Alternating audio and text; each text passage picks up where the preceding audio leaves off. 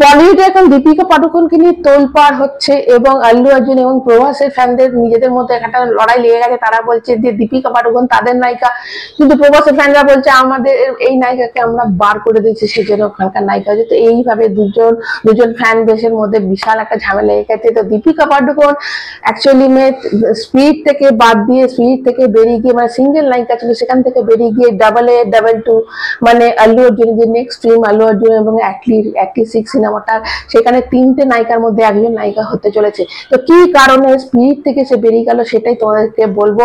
তো প্রথমে যেটা বলবো যে সন্দীপ রেড্ডি ভাঙ্গা এত ট্র্যান্টম কিন্তু মেনে নিতে পারেনি। তো কি ট্র্যান্টম, প্রথমেই সে যেটা বলেছিল যে সপ্তাহে 7টা দিনের মধ্যে অনলি 5 ডে সে কাজ করবে এবং 5 দিনের মধ্যে সে প্রতিদিন 6 ঘন্টার বেশি কিন্তু কাজ করবে না, এরকমটা বলেছিল। তো সেটা তো রাজি হয়ে গেছিল এবং 20 কোটি টাকা তোমরা নেবে সেটা জানো, আমি তোমাকে বলেছিলাম। তো 20 কোটি টাকা নেবে এবং 100 দিনে তাকে যে ডেটটা দেওয়া হয়েছে 100 দিনের শুটিং থাকবে।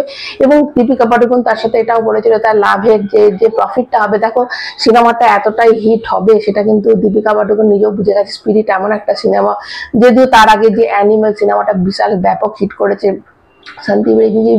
সন্দীপ রেড্ডি ভাঙ্গা যে কি রকম ডিরেক্টর সেটা কিন্তু অনেকেই এর মধ্যে জেনে গেছে। তো সেই হিসাবে একটা যে বিশাল লাভের মুখ দেখবে সেটা তো বোঝাই যাচ্ছিল। তো সেই হিসাবে দীপিকা পাডুকোন বলেছে যে লাভের মানে প্রফিটের পার্সেন্টেজ নেবে এবং তার সাথে সে বলেছিল যে 100 দিনের যে কাজ হবে সেই 100 দিনের কাজের মধ্যে মানে 100 দিন পেরিয়ে যাওয়ার পর তারপর যে ডেটগুলো থাকবে সেটা পার ডেতে সে 1 কোটি টাকা করে নেবে। তো টিভি সিরিজ এবং সন্দীপ রেড্ডি ভাঙ্গা বলেছে বাবা এত আমাদের দরকার নেই, তুমি আসতে পারো, করে তোকে রাস্তা দেখিয়ে দিচ্ছে।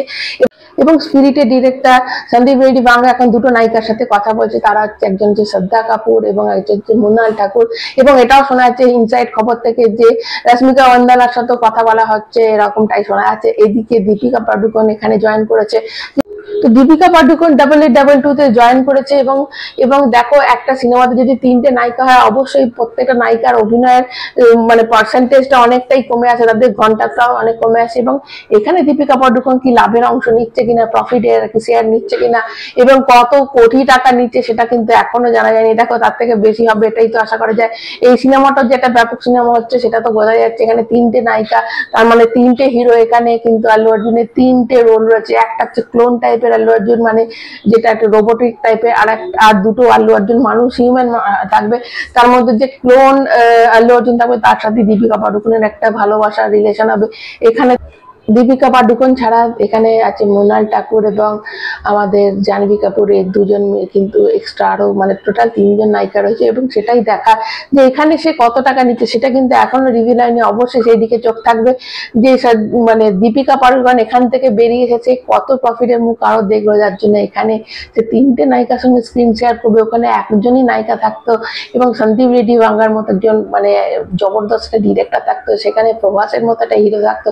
দেখো কোনো সিনেমা, দেখো স্পিড সিনেমাটা কিন্তু কেউ নায়িকা দেখে দেখতে আসবে না, এটা কিন্তু সবাই প্রভাসের সিনেমা হিসেবে দেখতে আসবে, সন্দীপ রেড্ডি ভাঙ্গা সিনেমা হিসেবে দেখতে আসবে। সেরকমই AA, 2 এখানে কিন্তু আল্লু অর্জুন এবং অ্যাটলি সিনেমা দেখে মানে সিনেমা হলে লোকে দেখে আসবে, এখানে নায়িকা দেখে কিন্তু আসবে না। যদি নায়িকা দেখে সিনেমা হলে যদি আসতো তাহলে কিন্তু এখানে প্রফিট থেকে যে শেয়ারটা নেওয়া সেই ব্যাপারটা থাকতো, কিন্তু এখানে তো সবাই হিরোদের দেখে সিনেমা দেখতেছে। তো সেই জন্য এখানে প্রফিট নায়িকাদের সাধারণত দেওয়া হয় না এবং ভবিষ্যতে এটা হবে কিনা সেটাও জানা নেই।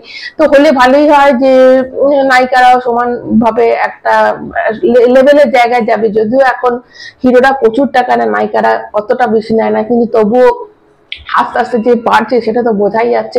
এবং দীপিকা পাডুকোন যে ফিজ, এখানে কিন্তু আমাদের শাহিদ কাপুরের কিন্তু একই ফিজ। তো এটাও দেখতে হবে যে দীপিকা পাডুকোন কিন্তু সব থেকে হাইয়েস্ট পেড এখন অ্যাক্ট্রেস, অবশ্যই আরো কয়েকজন আছে।